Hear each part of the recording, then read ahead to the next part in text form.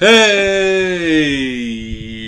everyone, Andrew here, bringing you another video review, and today we're going to be doing my comic load for the week. Now, I must admit, I didn't get to go through everything this week. I know Suicide Squad and Supergirl are sitting over there. I didn't get a chance to read them, and in addition to that, I think Superman 3 came out this week, and I neglected to pick it up because it was Batman Day! And I was just in a Batman mood. Happy Batman Day to everyone, even though it's 2 days later. But it's Batman. I mean, we can celebrate Batman anytime, anywhere. And speaking of Batman Day, the new DC Universe app has since come out on Batman Day. I have downloaded mine, and I did the year-long subscription. This thing's pretty cool. Not only do you get all these movies on there and TV shows, and we're going to get original content soon, it has this section called the community section, which is basically a message board, which you can talk to and comment with people. And in addition to that, there's an encyclopedia, and you can read comics. Right, here's Batman issue number 1. Pretty cool stuff. And you can zoom in based off of the actual panel, or you can just do it page by page. So it's kind of cool on how the app works. It is admittedly a bit bare in the very beginning, and that's to be expected, right? It's just launching. So I could see within the next month or two have a substantial amount more content. I think once that original content like Titans, Doom Patrol, Stargirl, Young Justice all come to the actual app, it's going to make a big impact. On a side note, my Death of Superman anime film review is up on Patreon. So if you are a patron, you can hop over there. It is up right now. I am actually uploading it while I'm doing this video, so hit 2 birds with 1 stone. I do have my video for Bride and Burglar, the Batman graphic novel, ready to go. I just haven't been able to post it. It's been a little crazy this week. I have my son's birthday coming up, as well as my anniversary, as well as my wife's birthday, and we just went to the Big E this past, well,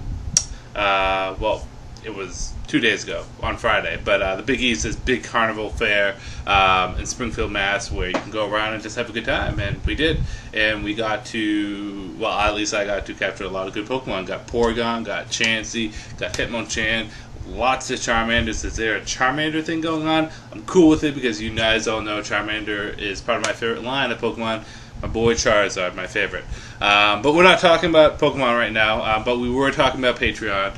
So, of course, as always, a shout out to my patrons, Paul the Gay Comic Book Geek, Sammy Coppola of the Bat Brand, Connor of OKayFabe, and Michael Bennett. I really do appreciate your support. Right? My next timeline video that I'm going to be doing is going to be a Nightwing one. That's going to take a couple months to get out. I'll probably have it out November, I want to say. I have to start collecting up more of the Rebirth Nightwing stuff, but I do plan to put that out and do a Nightwing timeline. And similar to the previous one with Batman, it's going to encompass a lot of lore, mythos, and whatnot. But yes, that's Patreon. Let's talk about YouTube right now. Of course, we got our comic load for the week, and we got to talk about this comic load, and we might as well start where we always start, with just a little bit of Batman in our life, with Detective Comics 988. So Robinson jumps on as the writer of this comic, and this is kind of, I want to say in-between issue, not really, but an in-between issue for Batman. And basically, Batman needs to get his mind off things, so he goes and follows a murder that's going on, and basically it leads him not only to Firefly, but to Lady Firefly, who is a Gotham TV show original character. So they're bringing that character from Gotham over to the TV show. I think it's the same character, too. They said her name in this, although, mind you, I haven't watched Gotham in a while, so I don't remember if the names correlate with each other. And basically he has to go up against Firefly while also figuring out who's causing these murders and how it all ties together. I was surprised at how much I liked this issue. Not that I shouldn't be surprised. I mean, James Robinson's the writer, but the art in this is gorgeous. This is the first page, and it has a very Jim Lee, Jason Fadbach look to it. and I'm surprised on how much I missed the Hush costume. I still prefer the New 52 costume, but this costume really had a very bulky gladiator-like look to it, which I liked. But yeah, not just that, but the story's fun. Decent amount of references to the Catwoman wedding thing, and on a whole, it was just a fun ride. I recommend picking it up. This is a good jumping on point for you if you want to get back into detective. Speaking of Catwoman, we're going to jump into Catwoman issue number 3, and got the variant. And if you guys follow me on Instagram, you know how much I like this variant. I posted the comic itself. But basically, we get more or less a backstory for the villain, whose name I still haven't quite learned to understand. But we get to see her motives, how she becomes what she is. In addition to that, we also see Selina, and ultimately kind of what her goal, in a way, is being in this town. She meets up with someone from her past. Good, bad, whether or not you should get it. The art is good. The story, the villain, I actually decided to start liking. I didn't like them in the first issue, but this issue they did a better job at. And overall, the pacing was pretty good, and the series is holding true as a decently good series. So, pick up. Yeah.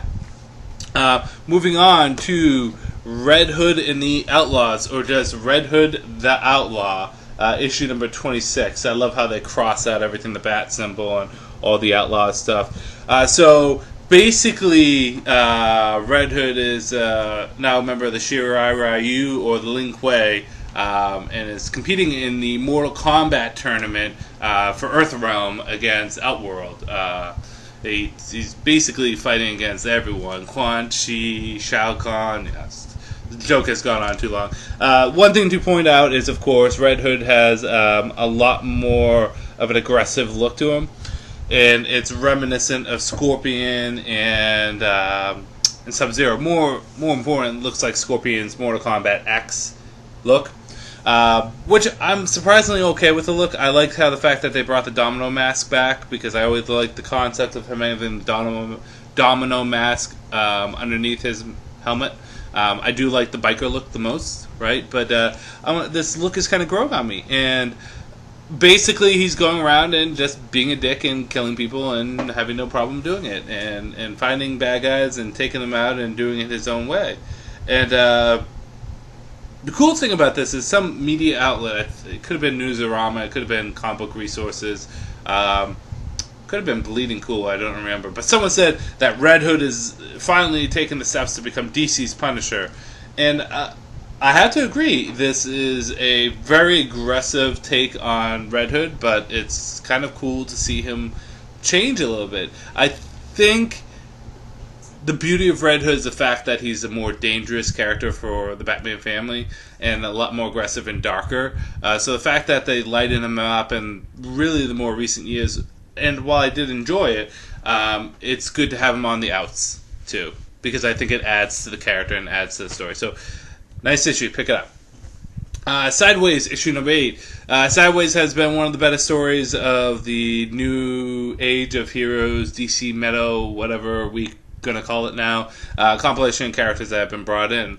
Unfortunately, Kenneth Rockefeller has jumped off of the artist. He seems to jump on and off, and basically Sideways is working with the Seven Soldiers of Victory in order to get Manhattan back. So they're having a little bit of trouble with that within the Dark Universe. This wasn't a bad issue, but it didn't overwhelmingly impress me either. This comic is, for the most part, pretty good, but I just wasn't feeling this particular issue. Don't know why. Maybe it's because the art changed. That might be it. Who knows? Sounds bad. Titans, issue number 25. So, Ms. Martian and Nightwing really don't like each other, and we get to see them kind of come to terms with their differences in this issue. They bicker, they moan, they kiss, they do a lot of things in this. Yeah, it's interesting. I like the team dynamic, and I like the overall concept of these stories, but I feel in the final issue kind of makes my gripe with this not as bad. I don't feel as though there's a coherent villain to this until this final panel of this issue, which that's necessary, because right now they're just dealing with anomalies. It would be cool if they had someone trying to capitalize off of these anomalies. But on a whole, it was a pretty decent issue. The actual things that they were fighting I didn't care for or care about, but I did have fun. Fantastic Four issue number 2. Now, as you guys know, I love the Fantastic Four. I think they're one of the most interesting Marvel concepts, and I've been really pissed on how they've been kind of handled the past few years, especially since I've been trying to get into the Fantastic Four for a while. But this, in the first issue of this new series, really didn't do much for me. But this issue actually did. We get to see where Reed and Sue have been with their kids in the Future Foundation, and they've been basically creating universes, hopping in the universe, doing their thing, and leaving. And just having a good time doing it. Of course, they go up against this big cosmic threat, which requires them to get the band back together, for lack of a better term. This does a pretty good job, and I think it's because I am infinitely more interested in Sue and Richard than I am in Johnny and Ben. I know that goes against a lot of popular opinion. I think people tend to enjoy Human Torch and Thing a lot more, but I find Sue and Richard's, the characters and the relationships, more interesting. But it's cool because at the end you get a nice little foreshadowing what's going to happen with the Fantastic Four. I recommend picking this up. You're going to have to get the first issue, which was messa, but this issue does a pretty good job. HAWKMAN, issue number, what is this, 4? Yes, 4. I lost it for a second. And gorgeous cover. HAWKMAN is quickly becoming my underdog for one of my favorite comics out there. This creative team, Vendetti, Hitch, have been doing a fantastic job at not only mapping out Hawkman and his history, but making it all connect in a great way. If you go to the back, it shows you all the different Carter Halls there are, right? And it shows, King Khufu, the Sir Bran Kent, the Knight of the 6th Century. You see, the Western version of him. You get the Golden Age version, you get the Silver Age version, you get the Bronze Age version, you get the Modern Age version, you get the New 52 version, and then, of course, the DC Metal version. But they all intertwine, and Hawkman jumping back and forth between all these different histories and meeting up with himself is pretty fun too. In particular, I think the art, I think Hitch has been doing some of his best work for DC on this, better than he's done on some other comics. And I have thoroughly been enjoying this. I dare say this has been one of the best Hawkman runs in years. And you know what I think it is? And this is going to sound really terrible, because I love Hawkman and Hawkgirl being together, and I would like to see them together again in the future. But I think this comic does well because it doesn't deal with Hawkgirl at all. They always have to be intertwined, right? Even in the Savage Hawkman, which kind of didn't really have Shayera or Kendra in it, they're both the same character now.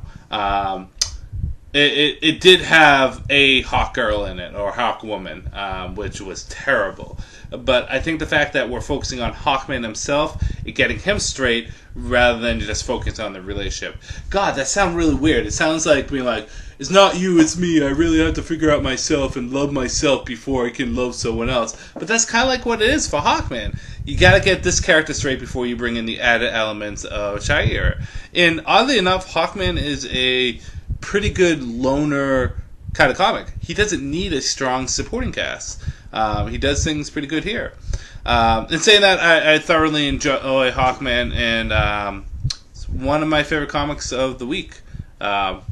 Which brings me to Flash, issue number 54. This is continuing the Strength Force issue, and I really love that cover. I love all these variant covers. As you're going to see with Wonder Woman, I got the variant for that, and did the same with Hawkman. Basically, Flash is trying to save Trickster, who has been affected by this Strength Force, and Flash is trying to cope with that. And while this is going on, after the fact, he also confronts the fact that Iris knows something that he doesn't about their past. The beginning bits of this issue I didn't really care about. I'm not entirely interested in the Strength Force, but I am interested on Axel, which is basically the Trickster, and the surprise at the end. And I like the fact that Iris is keeping something from Barry. And it's a thoroughly enjoyable ride. Not as good as Hawkman this time, because really I said this to the writer when I saw him at Comic-Con, Williamson. I said to him that he's been doing some of the best work on Barry in years, and Flash has really elevated his status as one of my favorite DC characters. In particular, Barry. I know a lot of people are Wally fans out there, but I'm a Barry guy. But this comic is fantastic. But this wasn't the strongest issue. It was still great. 4 out of 5 stars. But yeah. Next is Wonder Woman. Finally, this story arc is starting to get more interesting for me. Basically, Wonder Woman and Artemis are taking Wonder Woman's wife, aunt, and I always butcher her name, as well as I butcher Artemis's tribe, Bangladeshi, Bang Magdali, something like that. Bana Magal. I'm terrible with pronunciations. But Bring Atlanta, that's her name, because it's so many fucking names. So they bring Atlanta back to this tribe, and we find that not everything is as it seems. And we also see a character who was in a very important character, which I won't reveal, that was in Justice League versus Suicide Squad, show up in this, and he works out well for what this comic is. What I really love about this issue, in addition to the pacing and the dialogue and the art, all triple hitters, was the fact that this does a very good job at balancing the various different elements of Wonder Woman, right? Artemis hasn't been in Wonder Woman that much. She's only recently kind of reappeared in this particular arc. I know Wonder Woman crossed over into Red Hood and the Outlaws at one point, but really it's kind of cool to see them embrace that part, because the challenge of Artemis and the contest, while very controversial at the time, was a pretty good stuff for DC Comics and Wonder Woman. It really kind of was her Nightfall or her Death of Superman. It was her big event that changed the status quo of the character. And Artemis has since been kind of sidelined character. I like to see how she's kind of being brought into this and done very well. I'm kind of rambling at this point, but my pick of the week, although Detective Comics came close and so did Catwoman, I'm going to have to give it to Hawkman. I know I said it before, but this series is just doing such a great job, and it's got such a nice silver Bronze Age kind of feel to it in its imagery, not necessarily its tone. Its tone is very current, right? But I really do like what they've been doing with this character and the approach that they've been taking. So that's my comic load this week. I'm going to wrap things up because I have a couple things that I'm going to be doing before the Patriots game that's going to be going on today. I'm not a big sports fan, but I'm hanging out with my boy and watching it. So, yeah. With that said, this is Andrew saying peace out for now.